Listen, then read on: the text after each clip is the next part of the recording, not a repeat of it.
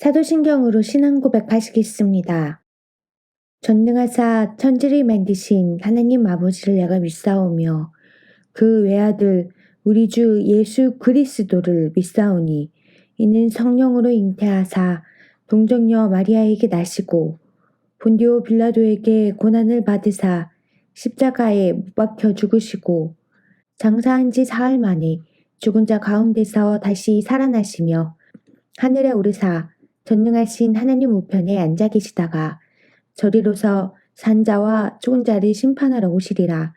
성령을 믿사오며 거룩한 공회와 성도가 서로 교통하는 것과 죄를 사하여 주시는 것과 몸이 다시 사는 것과 영원히 사는 것을 믿사옵나이다.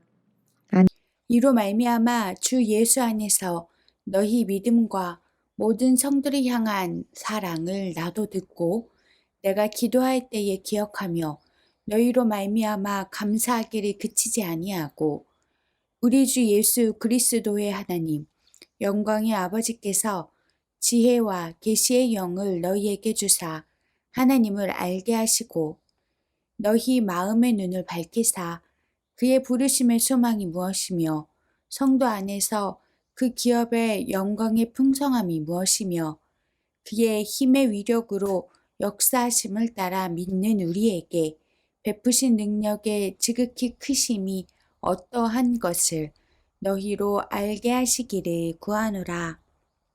아멘. 아는 것이 힘이라는 말을 증명이라도 하듯 우리는 살아가는데 필요한 지식들을 배우고 익히기 위해 많은 시간과 노력을 들입니다. 그런데 노력과 의지, 지식만으로는 알 수 없는 것이 있습니다. 성령께서 마음의 눈을 열어주시고 깨닫게 해주셔야 알 수 있는 것이 있습니다. 사도 바울은 에베소 교회 성도들을 위해 기도하고 있습니다. 먼저는 하나님께서 지혜와 계시의 영, 곧 성령님을 주셔서 그들의 마음의 눈을 밝혀주시기를 기도합니다. 그리고 구체적으로 반드시 알아야 할 4가지를 위해 기도합니다. 첫째, 하나님을 더 깊이, 더 온전히 알게 해달라고 기도합니다. 하나님을 아는 지혜로 충만하면 솔로몬처럼 영향력 있는 삶을 살 수 있습니다. 그리고 그 지혜를 계속 유지하는 길은 마음을 지키는 것입니다. 마음 관리에 실패하면 하나님을 떠나 후회하는 솔로몬처럼 됩니다. 마음을 지켜주시고 지혜 주시는 성령님을 의지해 하나님을 아는 일에 힘써야 합니다. 둘째, 부르심의 소망이 무엇인지 알게 해달라고 기도합니다.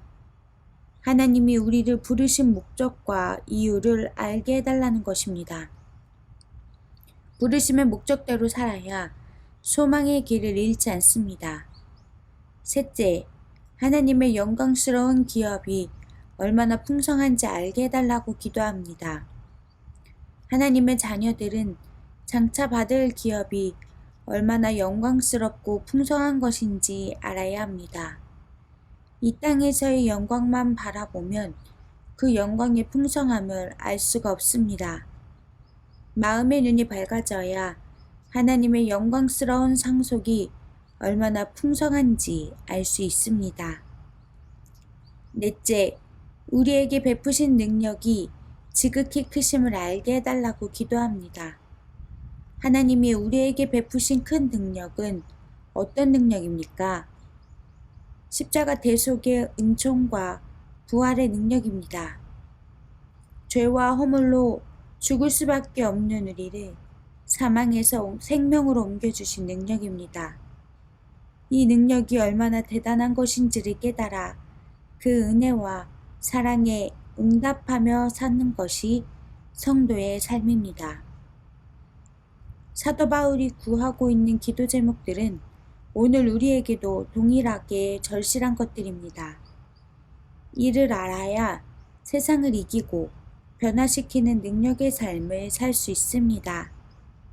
성령의 도우심을 힘입어 하나님을 알고 부르신 소망을 알며 하나님의 영광스러운 기업의 풍성함을 알고 베푸신 능력의 지극히 크심을 알기 위해 기도하는 하루가 되기를 바랍니다.